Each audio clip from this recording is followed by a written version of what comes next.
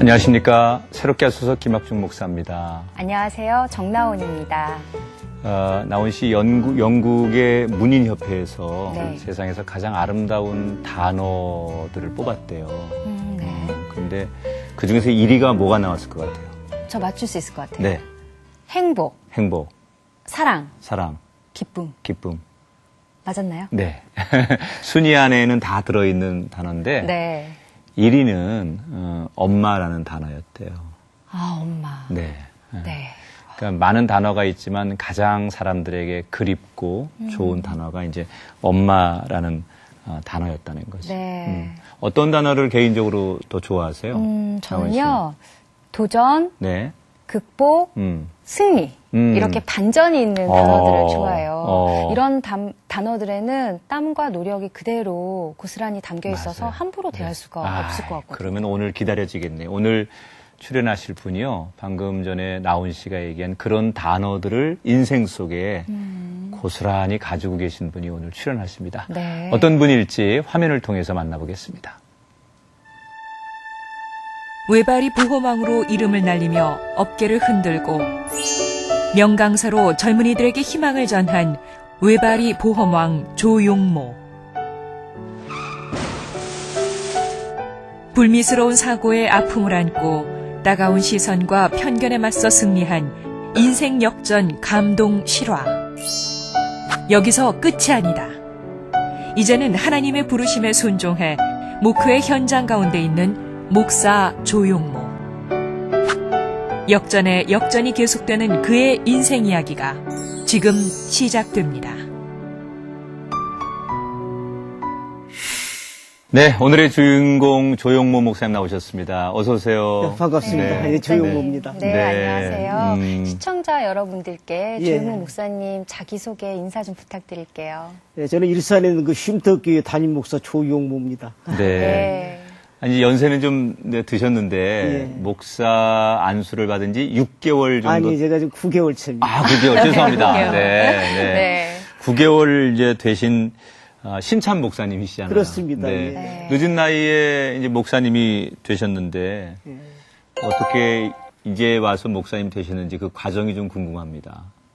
제가 사실 그 보험업계에서 유명한 사람입니다. 제가. 네. 네. 외다리 보험왕이라고 이제 방송 매체도 많이 탔었고. 네. 네, 제가 이제 한 발로 자전거를 배워가지고 음. 자동차 보험업계 실화를 이룬 제 자신이거든요. 네. 영업소 하나를 만들어서 영업소 10개를 불하는 기록도 가지고 있고. 네. 또 한 발로 자전거를 타고 영업을 해서 우리나라 최고의 세일즈 왕도 제가 올라갔던 과정도 있고. 네. 이제 그렇게 걸어가다가 이제 목사가 되게 된 근원을 따지고 보면은 그 이후에로 이제 마음이 변화가 온 거죠. 네. 네. 유독 그 주변에서 그렇게 명강사로 또 보험 왕으로 잘 나가실 때 많은 분들이 당신 목사하면 좋겠다 이런 얘기를 많이 하셨다고 그래요. 주변 분들이. 이게 하나님이 책정하신 사람은 네. 시기의 조만장단의 차이는 있지만 언젠가는 하나님 품으로 올 수밖에 없다는 것을 제가 이제 60평생 인생을 느끼면서 확실히 깨닫고 있는 네, 것이고. 네. 제가 그전에 보험에서 영업소장을 할 당시에 이제 그 목사님이 스쿠터를 타시다가 이렇게 교통사고로 어린아이를 이렇게 사망사고를 내신 경험이 있어요. 근데 그때 이제 저희 보험에 가입한 그 성도가 그쪽에 교회를 다니셨던가 봐요. 네. 그래가지고 목사님을 모시고 이제 상담을 하러 오셨는데 네. 그때 이제 제가 그 자세한 설명을 해드리고 그분의 일을 처리하는데 적극적으로 나서서 해드렸죠. 네. 근데 그 사고 처리하는 걸 보시고 그 김화중이라고 제가 기억도 지금 나면 김화중 그 성부님인데 여자분이었어요. 그분이 그 일로 계속 저희 사무실에 오시면서 저보고 신학대학을 가셔가지고 목사가 되달라고 한 달 이상을 이렇게 다니셨어요. 그때는 이제 신앙이 없으셨는데. 저는 이제 원불교 집안에 태어났기 네네. 때문에 네. 원불교 집안에서 원불교 네. 그냥 다니는 거죠. 자동으로 다니고 있는데 보험사 소장으로 잘 나가고 있는데 네. 그분이 이렇게 목사님 사고 처리하는 걸 보고 저를 갖다 그 신학교 전화를 이야. 그래서 왜 그러냐고 여쭤봤더니 그분이 그 말씀을 하셔요. 자기가 하나님을 이렇게 섬기더라도 이 성도들에게 이렇게 전도를 하더라도 근본적으로 제가 가서 목회자로서 길을 나가가지고 말씀의 종으로 제가 세상을 이렇게 이끌면 수많은 사람을 구원할 수 있을 것 같다. 그래서 자기의 몫을 다 드리고 싶다. 그러면서 오로지 목사만 돼준 조건으로 모든 걸 다 드리겠다고 이렇게 사정을 하는데 한 달 보름 동안을 계속 쫓아다니시. 그래서 그분을 설득하는데도 힘들었거든요. 네. 그 뒤에 이제 제가 이제 영업소를 더 크게 확장해가지고 일을 하는데 성도님들이 그때 당시 저희 영업 가족으로 한 7, 80분이 성도님이세요. 네.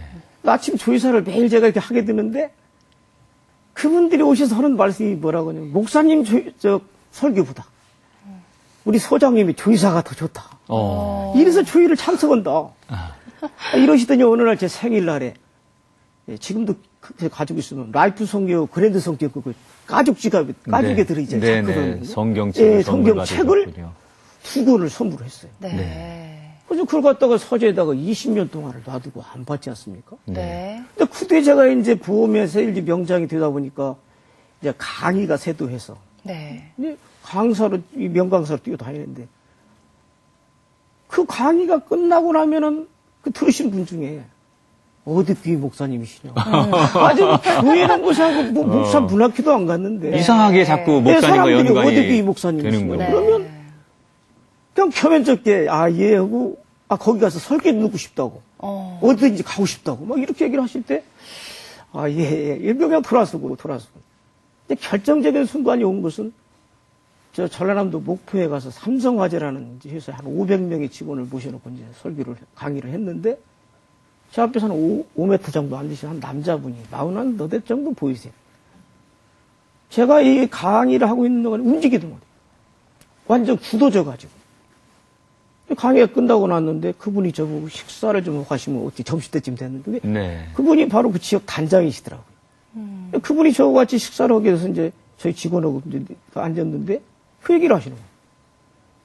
명강사로도 대성공하셨지만 참 목사님이 되셨더라면 더 많은 사람을 구원하실 것 같습니다. 그래서 무슨 말씀이십니까? 그랬더니 그분이 하는 말씀이 자기가 장로랍니다. 네. 교회 장로님이신데 교회에서 6분의 목사님을 모셨는데 어느 설교 중에 자기 이렇게 움직이지 못하고 전열이 이렇게 굳어져 본 게 처음이다.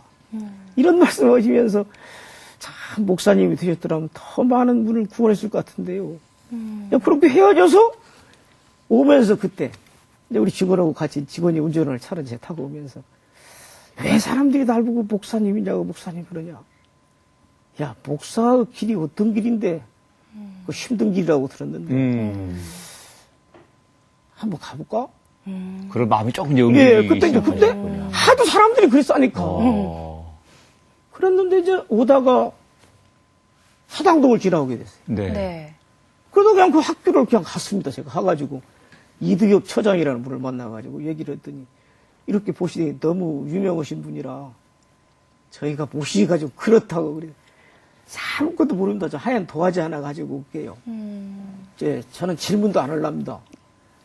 그랬더니 총장님과 상의를 해서 얘기를 하겠다. 그래서 이틀 후에 제가 가서 이제 그 학교를 가게 된 겁니다, 그냥. 와. 네, 정말 그러면은 네, 놀라운 일인데. 네, 조 목사님 그 당시에는 다른 종교 활동을 하시거나 제가 우리 집안이 본래 원불교 집안입니다. 그래서 뭐 제가 50년 동안 원불교를 다녔으니까요. 그리고 제 후에 지금 형님이 천주교로 말하면 지금 이제 추기경 정도 교구장이죠. 네. 지금도 현재 계신 원불교의 원불교에서. 교무님. 예, 그 교무님이시죠. 네, 교무님이시고. 그리고 이제 다 집안이 다 원불교 집안이고 거기서 자랐고. 근데 어느 날 이 버프를 받고 나니까 이제 마음속에 허전함이 싹 드는 거예요. 내가 이걸 배우려고 여기까지 왔냐. 거기다 더 슬퍼지는 건 뭐냐면 이 탐진치라고 그러죠. 탐심, 지심, 진심, 진심, 친심. 이게 삼독심이라고 그러는데 근데 이 자체도 해결을 못하는 사람이 50년 동안 이 종교를 믿었나 하는 초라함도 생기고 또 밖에 나가서 수많은 사람을 만나서 진짜 10년의 세월을 우리나라에 진짜 명강사죠. 뭐 삼성부터 대기업부터 안 가본 곳이 없으니까 그 임원들부터 영업사원들까지 그렇게 뛰어다니면서 사실 강사료도 비싸죠. 2시간 강의도 100만 원, 200만 원을 받으니까. 네. 이렇게 달린 사람이 어느 순간부터가 초라해지면서 우울증이 오더라고요. 그래서 신학을 신앙을 바꾼다 그런 의미보다는 네. 신학을 한번 해볼까? 지금까지 내 동쪽으로만 갔다 오면 서쪽으로 한번 가볼까? 네. 이런 생각도 들고 있던 참에 이제 이성구 목사님 사랑나눔살 그 교회 목사님 사랑나눔살 운동본부에 지금 네. 이사장을 하십니다. 그분을 이제 제가 한번 만나 뵙고 싶었어요. 그분 제가 참 존경도 하고 또 그냥 친형같이 애끼시는 분이거든요. 내 마음속에 갈등이 오는데 신앙의 갈등까지 온다. 어떻게 했으면 좋겠는가 그랬더니 아우님이 진짜 목사님만 돼주신다면 야, 정말 얼마나 감사할까 이러시면서 적극 돕겠다고 또 이러시는 거예요. 그러셨군요. 기도하겠다고. 그러고서 가서 제가 그 다음날 거기를 간 겁니다. 그러니까 이제 하나님이 직접은 말씀 안 하셨지만 주변의 다른 사람들을 통해 다른 환경을 통해 계속 이제 부르심이 있었는데 어쨌든 간에 그런 계기를 통해서 신학을 공부하셨지만 말 그대로 내가 마음이 편치 않고 우울하니까 학문을 배워서 내 마음을 좀 어떻게 정화해보고자 하는 생각에서 신학은 하셨는데 이제 신앙이 바뀌었기 때문에 목사님 되신 거란 말이에요. 예. 어떻게 해서 하나님을 만나신 겁니까? 7월 달쯤 됐는데 목이 자꾸 잠겨요. 이제 너무 강의를 하루에 뭐 기분이 3탕 뛰고 많을 때는 4탕까지를 뗐으니까 신학교를 다니면서도 강의를 계속 하셨던 거죠. 그렇죠. 그때 좀 나갔죠. 네. 네. 초창기도부터 시작해서 밤 11시, 12시까지 일을 하니까. 근데 7월 달쯤 딱 됐는데 목이 자꾸 더 잠겨. 그래서 그때 이제 마을에 이비인후과를 딱 갔더니 이 내시경이라고 딱 넣어보더니 빨리 큰 병원 가라. 그래서 고향이 제가 익산이거든요. 그래서 이제 익산에 있는 마치 동생이 병원에서 근무를 하기 때문에 연락을 했더니 무조건 내려오라는 거예요. 내려갔더니 목이 벌써 이 쥐에가 이 혹같이 쥐에 매달려 있더라고요. 이 시료 채취를 해가지고 놓고 일주일 후에 결과가 나온다고. 지금 올라왔죠. 이틀 만에 연락이 왔어. 빨리 내려오시라고. 그래서 내려갔더니 의사가 다이렉트로 얘기하는 것이 말씀드릴게요 하면서 편도암 4기입니다. 그러면서 여기서 이게 형성된 것이 아니고 이 장기에서도 이게 전이 됐을 확률이 높습니다. 여기서 됐을 거 이렇게 저까지는 보지 않습니다. 그래서 열어봐야 최종 알겠지만 심각합니다. 열어봤다가 만약에 가능성이 없으면 도로 다 닫겠습니다. 그 양해해 주십시오. 이렇게 막말하시더라고요. 저는 이 지팡이 집은 이후에 다리에 대해서 많이 걱정을 고민들 하시는데 사람들이 몰라. 이렇게 다리가 깨졌거든요. 이렇게 다 망가졌어요. 이 몸을 가졌지만 한 번도 감기 몸살에 누워본 일이 없습니다. 네. 네. 이랬던 사람이 오늘 딱 이렇게 사형 선고. 편도암 4기면. 네, 네. 여기 목 위로 지금 이렇게 상처가 심어져. 다 갈렸어요. 네. 엉겹결에 내려갔다가 준비도 안 된 상태로 22시간 수술했습니다. 그리고 20일을 입원을 하고 이제 의식을 찾는 순간에 하얀 옷을 입으러 있는데 막 빛이 나요. 근데 이분이 딱 나타나시더니 한다는 말씀이 의식이 이제 깨어 돌아가고 있는 그 길목에서 이제 네 본업할 때가 됐지 않느냐. 본업이라니요. 제 본업이 뭐 또 있습니까? 이러면서 이제 의식을 찾기 시작했죠. 내 본업이 뭘까? 자, 부엄 왕으로서 세계를 누볐고 명강사로 세계를 누비고 있고 지금 잘 나가고 있고. 그래서 그때 제가 다 혼자 기도를 하다가 느낀 샵이 있습니다. 정말 주님이든 하나님이든 그분이 지금도 제 손을 잡았다든가 발을 잡았다면 놓으십시오. 나 지금 잘 나가거든요. 무슨 말씀 오시고 그랬을 것 같아요. 근데 이것 목발을 줘도 안 듣고 진짜 불덩이에 넣어도 안 들으시니까 이제는 여기를 잡으신 것 같아요. 저 느낌이 여기를. 할래 안 할래? 여기서 옆에 아는 사람 누가 있어요? 예, 대답했죠.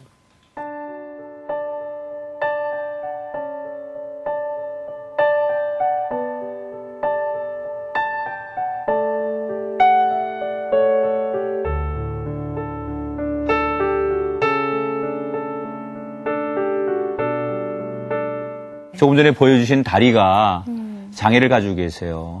그 이야기를 들어야 또 지금 들었던 이야기가 이해가 될 것 같은데 네. 어떤 사고를 만나서 또 중도장애를 입으셨다는 예, 얘기 들었습니다. 어떻게 된 겁니까? 제가 23에 이제 국가 사무관이 돼가지고 공무원 하셨군요. 예. 네. 뭐 잘 나갔죠. 뭐 그 직장 4년 7개월 6일 만에 한 운전기사의 뺑수에 속에서 지팡이를 선서받았습니다. 저도 어렵게 이제 고학을 하고 야학을 하면서 살아왔기 때문에. 그럼 그 당시 나이가 27살 정도 되셨나요? 23세 이제 시작을 해가지고 27살까지 4년 6개월을 제가 공무원 생활 하시다가. 27살이 돼가지고 야학을 하고 아이들 이제 그때 당시 국민학교, 뭐 고등국민학교, 중고등학교를 못 다니는 학생들 네. 모아서 이제 야학을 하는데 밤 12시 다 되니까 이제 그들을 가르치고 제 하수의 꿈으로 막 들어서는데 이 불빛이 찾아 들어오는데 피할 곳이 없더라고요. 거기서 이제 정신을 놨죠. 그리고 나서 이제 대학병원에서 7개월 보름 동안 이제 치료를 했는데 저는 낫을 줄 알았습니다. 네. 어차피 낫을 그 부모에게 알래 고통드리고 뭐 있냐고 혼자 투병 생활을 했습니다. 제가 꽤 독합니다. 그런 인생이. 네. 네.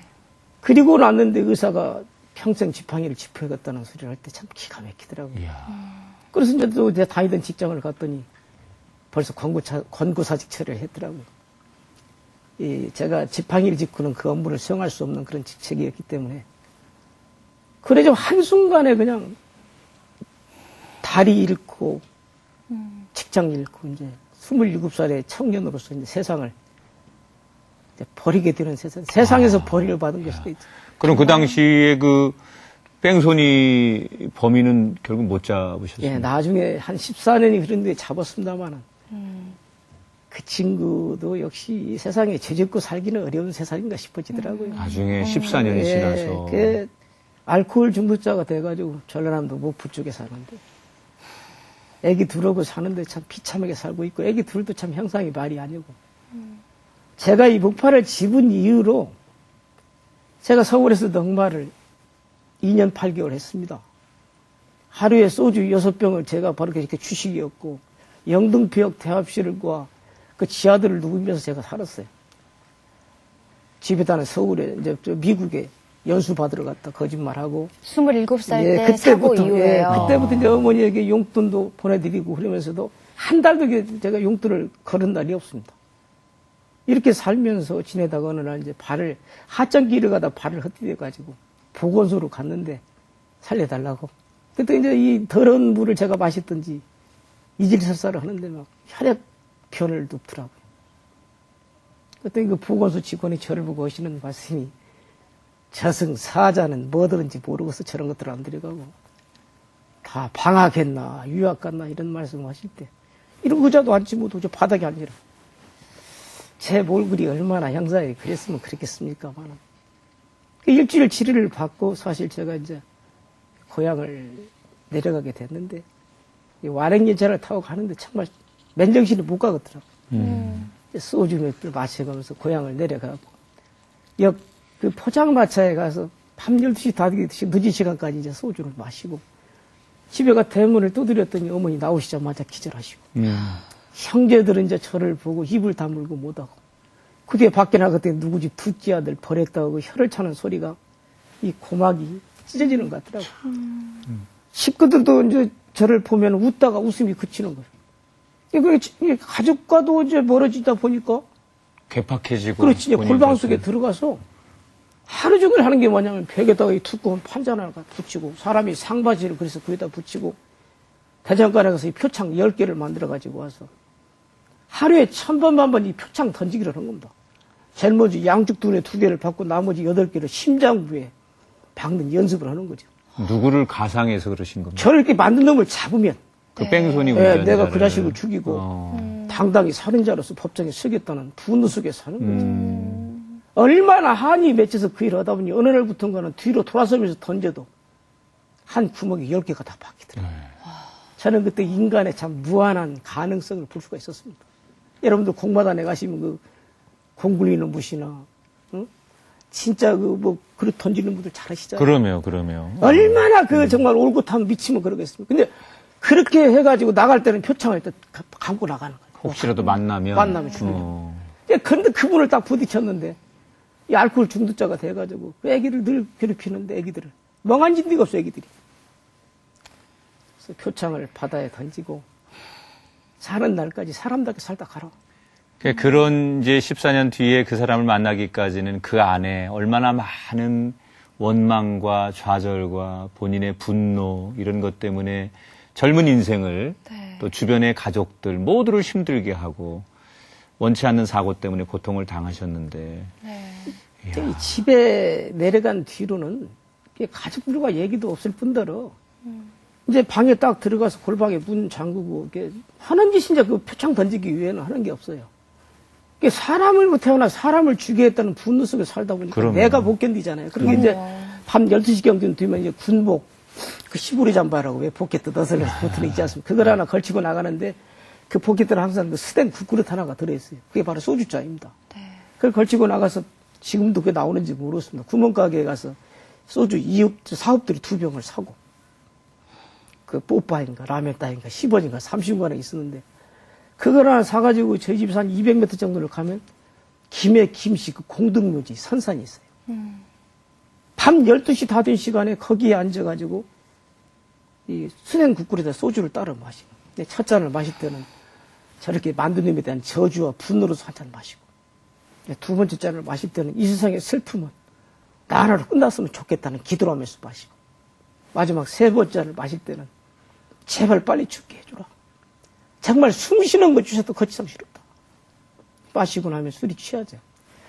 그때부터 그 이름물을 너무 묘지 잔들을 쥐어 뜯으면서 나하고 자리 바꿀 사람 좀 없냐고. 이 몸부림을 치다가 보면 이 손톱과 사사이가 다 찢어져 피가 흐릅니다. 그래도 울부짖다가 이제 그것도 이름물을 묘지에 떨어져 잠을 자는 거죠. 새벽 서너 시쯤 되면 누군가 후레쉬를 비치면서 흔들어 깨시는 분이 있어서 보면 바로 주요만 우리 어머님이시죠. 집이 아들 거기 쓰러져 있더라고 누가 얘기를 주셨던지 후레쉬를 비치시면서 가자 흔들어 깨시면 일어나서 이제 그때 어머니 뒤를 따라가 어머니는 안방으로 저는 제 방으로 가면 그게 바로 하루 일과가 끝나는 거예요. 이렇게 고향에 내려간 6개월을 지내다 보니까 어느 날부터 물을 한 컵만 마셔도 여기서부터 여기까지가 막 찢어지는 통증이 오더라고요. 유가 다 흐른 거죠. 네. 죽을 때가 됐구나 죽자. 제가 더 그때 결정적인 죽음을 선택하게 된 것은 이성에 대한 그림이었습니다. 지팡이 짓기 전에야 많은 사람이 저를 좋아하는 사람이 나타나고 지팡이 짓고 나니까 아무도 없더라고요. 그때 제 기도가 딱 하나 잃어버린 내 다리가 되어줄 수 있는 여인 하나만 있다면 난 이 세상을 다시 한번 거닐고 싶다는 그런 기도를 했었습니다만 없었습니다.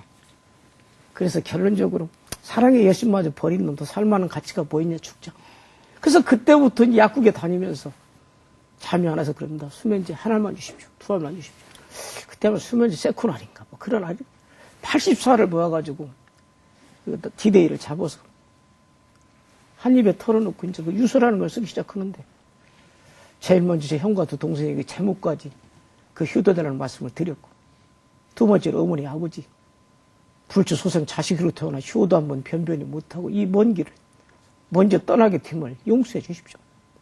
이렇게밖에 인사를 드릴 수 없는 이 자식의 심정을 이해해 주십시오. 이걸 쓰는데 왜 그렇게 슬픕니까? 정말 눈물이 하염없이 나오더라고요. 그럼 정신을 놓았죠. 어머님이 그때 제 신음소리를 듣고 그 문을 부시고 저를 종합병원에 갖다 주셨다는데 유세척을 시키고 인공호흡기하고 심장 박동기를 채웠는데도 의사가 가능성이 없다고 정리하라고 그러더라고요. 그때부터 물 한 모금 안 드시고 화장실 한 번 안 가고 3일 동안을 저를 지켰답니다. 3일째 저녁쯤 되니까 꿈인지 생신지 이 눈꺼풀이 좀 움직이는 것 같아요. 그래서 눈꺼풀을 올렸더니 눈동자가 움직이기 시작한다. 네. 그래서 의사를 향해서 네 아들이 살았다. 눈동자가 움직이기 시작한다 하니까 의사가 쳐다도 안 보고 하시는 말씀이 저 아줌마 헛것 보일 거예요. 며칠 굶었거든요.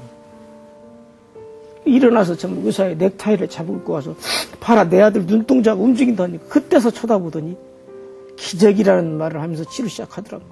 그래서 그 의식 사진대로 18일 만에 미움 먹을 정도 돼서 이 땅에 다시 나올 수가 있었습니다. 그게 이제 어머니니까 할 수 있는 일이죠. 어머님의 엄마라고 하는 신이죠. 네, 엄마라고 하는 존재만 할 수 있는 가장 위대한 힘이었는데 제가 그때 바로 어머니의 그 눈물을 봤습니다. 예. 이제 내가 살아났는데 이제 다시 저분의 두는데 이슬 며칠 하지 말자. 저분 살아계신 동안만이라도 하나 살아야겠다. 시집을 여자가 없어도 하나 살아야 된다. 그래서 그때부터 이제 취직자를 찾아 나선 거지.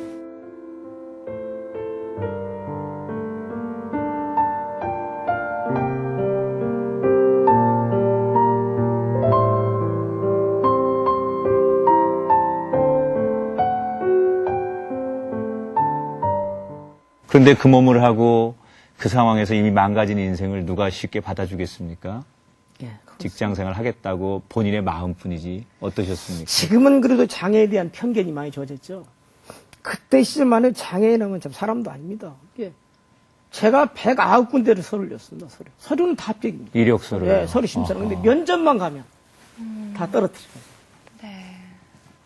자그만치 109군데 넣었던 것이, 10번째 넣었던 것이 이제 보험회사, 그 영업수장을 모집으로 하는 공고를 보고 서류를 냈더니 서류 심사 합격이라고 이제 면접 보러 오라고 해서 딱 갔더니 이 시험관이 3분이 딱 앉아 계시더라고.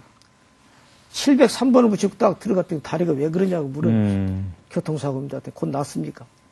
아니면 전 평생 지팡이를 짚어야 되는데 딱 그 말 했더니 누가 이런 사람 소리 받으랬어. 가뜩이나 바빠 죽겠구만. 그러시더니 빨리 끌어내고 있을게 다음 사람 들여보내 하시면서 제 원서를 쫙 찢어가지고 땅바닥에 딱 버리시는 그런 순간에 한 친구는 나를 붙잡고 나가자고 잡아당기고 그래서 잠깐만 좀 봐봐. 내 마음 조금만 추스리고 나갈게. 하면서 제가 그분을, 그 시험관을 이렇게 좀 노려보고 있었습니다. 그랬더니 할 말 있으면 하라고 하더라고, 저보고. 그래서 그분에게 이런 말씀을 올렸어요. 만약에 부장님 자제가 저와 같이 서 있다면 그렇게 하실 수 있겠습니까? 누가 장애인 되고 싶어 된 사람 있습니까? 저도 본래 이러지 않았습니다. 제가 알기로는 멀쩡한 사람은 다 장애인 후보생을 생각합니다. 제가 오늘 면접 자격 없이 쫓겨나지만 송부장께서는 아마 2년 이내 날 모시러 오지 않으면 안 될 겁니다. 그러고서 그 놔둔 거는 원서를 집어들고 밖에 나갔는데 참 세상의 모든 슬픔이 다 밀려오더라고요. 그렇죠.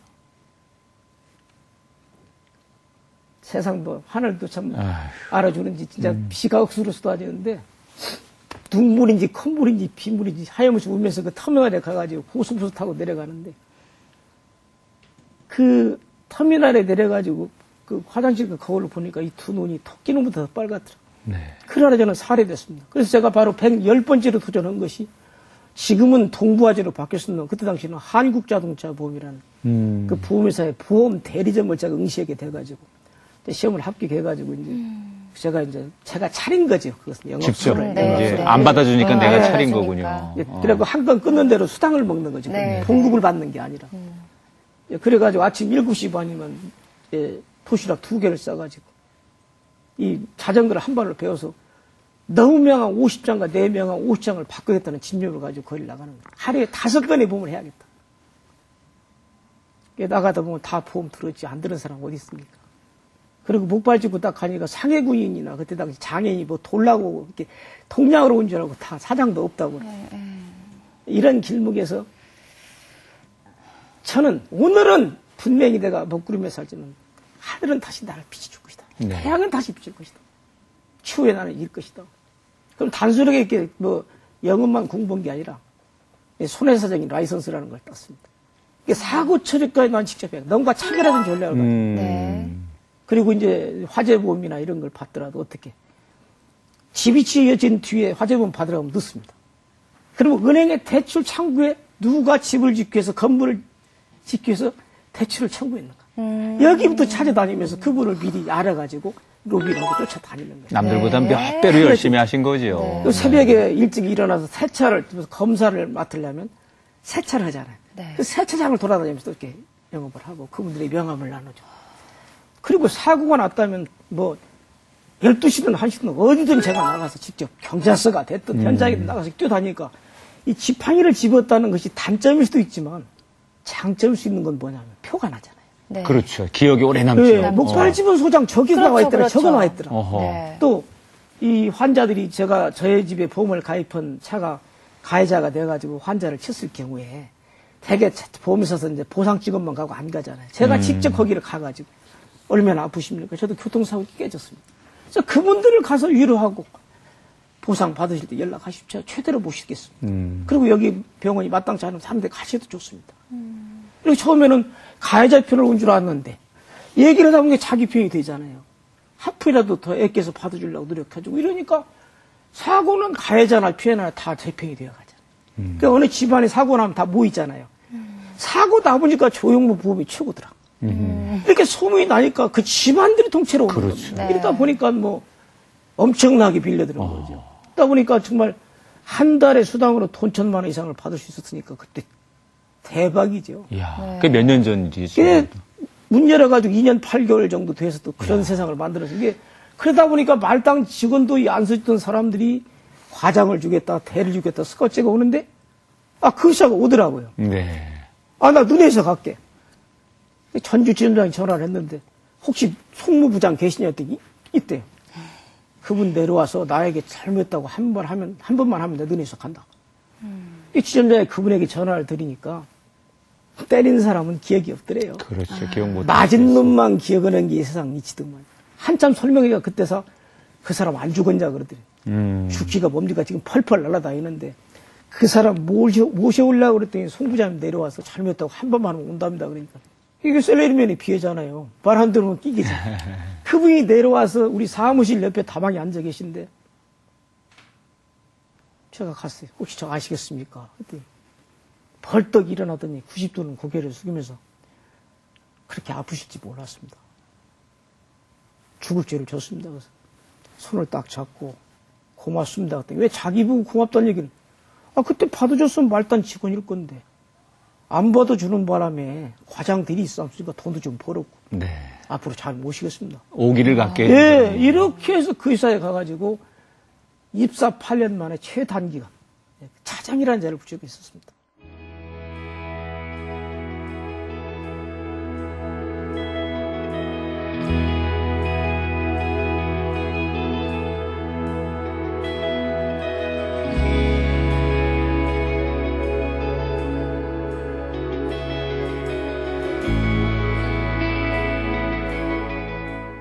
저는 그 회사에 이제 관리자로 돌아가면서 10년의 부장, 15년에 저는 사장이 되겠다는 그런 이슈를 가지고 시작했습니다.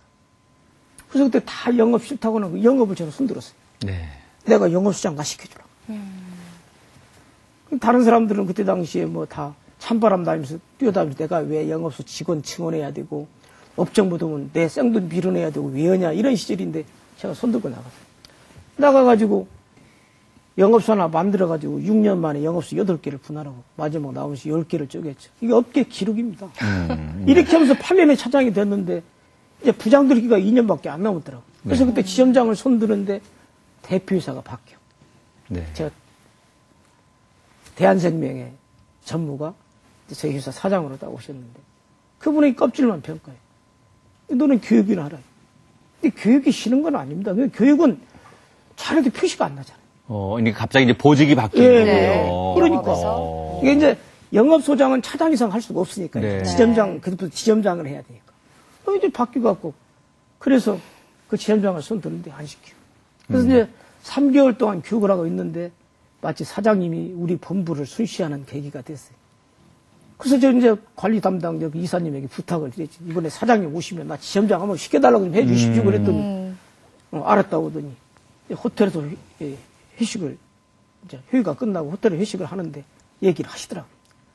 사장님 혹시 조용모 차장이라고 아십니까? 그러니까. 그 지파지부 친구 말이가. 그렇습니다. 그런데 그 친구 영업의 귀재고 영업 관리는 업계 기록을 가지고 있는 친구인데 이번에 지점장 한번 내신해 주시면 어떻겠습니까? 딱 하니까. 나도 그 사람 경력은 보았어. 그런데 상장기업에서 사람이 없어서 지팡이 집은 놈을 국장이나 지점장을 시키냐. 그 말씀을 딱 하시는데 마치 제가 그때 화장실을 갔다 오다가 호텔 로비에서 딱 들었습니다. 기가 막히더라고요. 지팡이 짚고 들어왔어. 놈이 묻는다는 기록을 다 깼건만. 왜 저 사장님의 눈에는 또 지팡이 하나밖에 안 보일까? 저도 모르게 호텔 로비에 그 쌓아놓은 소주병을 까고 제가 2병을 병나파를 불고 3병째 불다가 생각하니까 제가 그 안에 들어가면 정말 사장이 가만 안 둘 것 같더라고.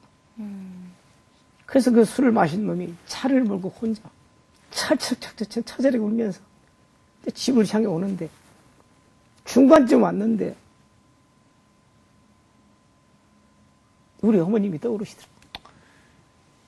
그 옛날 세상을 그 어머니가. 그냥 포기해보려고 하다가 생각하니 어머님이 떠올라. 그동안에 그리고 이 피와 땀과 눈물이 300째 흘린 것이 어딘데 이대로 죽을 수는 없다. 그래서 그때 자동차를 버리고 완행열차를 타고 서울 올라온 거예요. 사직서 하나 써가지고 날짜만 안 쓰고 사직서 써갖고 오는 거예요. 그 다음날 아침에 정확히 사장실 문을 두드린 거예요. 왜 왔습니까? 사장님, 이제 처음이자 마지막 부탁 한번 올리러 왔습니다. 뭐가? 전국의 꼴찌하는 지점 저에게 한 번만 맡겨주십시오.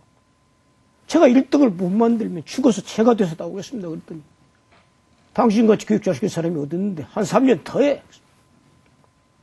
그 사장님 좋습니다. 그럼 제가 3년 교육을 하면 지점장 안에도 이사시켜 주시겠습니까? 대답을 못 하시더라고요. 지점장 아실 것 같으면 사표 수료하십시오. 안녕히 계십시오. 그리고 나와서 서울시청 방면에서 서울역 쪽으로 이제 가려고 택시를 딱 탔는데 건너편을 보니까 제1화재라는 그 본사 건물이 보이더라. 저는 제1화재 아시는 분 한 분도 안 계시죠. 달리던 택시에서 내려가지고 이력서 하나 써가지고 제1화재 회장님이라는 이 회장님을 직접 찾아서 만났습니다. 기사를 밀쳐버리고 제가 회장실에 들어갔죠. 회장님 깜짝 놀래갖고 당신 누구야? 그래서 정중 인사를 올리면서 지나가던 나그네인데 네, 지점장짜리 있으면 하나 주십사고 들었습니다. 기가 막힌지 저를 말을 훑어 보시더니 지점장이 누구 걔 이름인 줄 아시냐고 그러더라고요. 그래서 그 말씀 대꾸도 않고 제가 가져간 이력서를 내면서 저 이런 사람입니다. 보시고 쓸만한 가치가 있으시면 연락 주십시오. 근데 많은 시간은 못 드리고 제가 이틀 여기 드리겠습니다. 왜 또 이틀이냐. 여기서 안 사신다면 저는 또 다른 회사를 찾아가야 때문에 그렇습니다. 시간 내주셔서 고맙습니다. 인사를 하고 돌아서는데 다시 불러. 왜 그 회사 그만두려고. 그 회사가 저를 나가려 해서 그만두려는 게 아니라 산하의 이 땅에 꿈을 가지고 왔는데 그 회사에서는 도저히 제 꿈을 실현할 수 없을 것 같아. 떠나려고 할 뿐 그 이상도 그 이하도 아니다. 그랬더니 알았다. 내려갔는데 이틀 만에 연락이 와서 그걸 쓰겠다. 그래서 이제 하고 싶은 일을 마음껏 하시게 된 겁니까? 그 회사에. 그렇죠. 가셔서. 그렇게 네. 해가지고 제가 이제 제일이라는 회사에 와서 정말 최고의 빛을 올릴 수가 있었죠. 네. 근데 그러다가 이제 목사님의 인생에 그렇게 승승장구를 하면서 IMF가 오면서 네. 많은 분들이 이제 좌절하고 절망할 때 그 본인이 경험한 이야기, 예, 그리고 어떻게 보면 그때를 위해서 마치 인생을 그렇게 준비해 놓으신 것처럼 그래서 저희가 기억하기는 뭐 공중파에도 많이 소개가 되고 여기저기서 조용모라는 사람의 그 인생 역전 스토리를 듣고 수많은 사람들이 IMF 때 용기를 얻고 열광하기 시작했단 말이에요. 그러면서 전국에 정말 이제 아까 소개해 주신 대로 명강사가 되셨습니다. 인생이 이제 또 한 번 역전하시게 되는 거잖아요. 제가 이제 영업에서 진짜 멋과 맛을 느끼면서 제가 맞는 지점마다 1위를 만들면서 네. 이 본부장이라는 자리에 올라다가 가서 이제 거기서 또 본부장으로서 또 최고를 느끼고 그리고 나니까 회장님이 이제 교육 담당을 좀 맡아달라고 해서 본사 교육 부서로 들어가게 됐죠. 네. 거기를 갔더니 좀 시간이 많더라고요. 그래서 그때 시간이 많을 때 제가 이제 제 인생을 한번 좀 글로 적어볼까. 그래서 제가 쓴 것이 이제 바다로 간 나무꾼이라는 타이틀의 책을 쓰게 된 겁니다. 예, 바다로 간 나무꾼이라는 타이틀, 왜 바다로 나무꾼이 갔는가, 너무들은 그럴지 모르지만, 그때 이렇게 IMF가 터진 뒤로 직장 그만두다 소리도 못하고, 집에다가 말을 못하고 나와서 왜 산에 가서 놀다가 네. 막걸리 한두 잔 먹고 저녁 때쯤 되면 회사 갔다 오냐고 집에 가는 그런 분들이 많았다고 그러죠. 그래서 그분들에게 지금도 이 선녀의 비밀을 지는 사슴을 찾고 있느냐.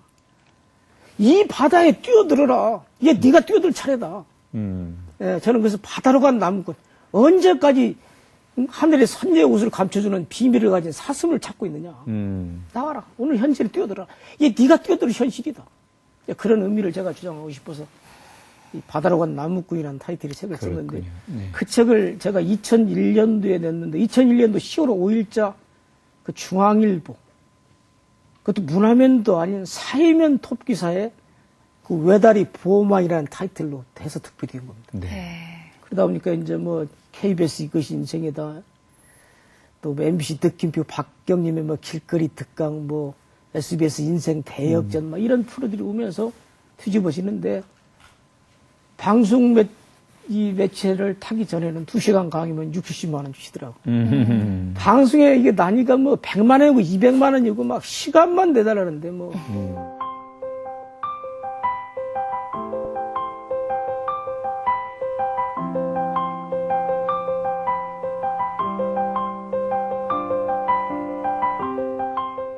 그때 그것도 순간이고 슬퍼지더라고요. 내가 어느 날인가부터 이거 달라고 여기 왔는가?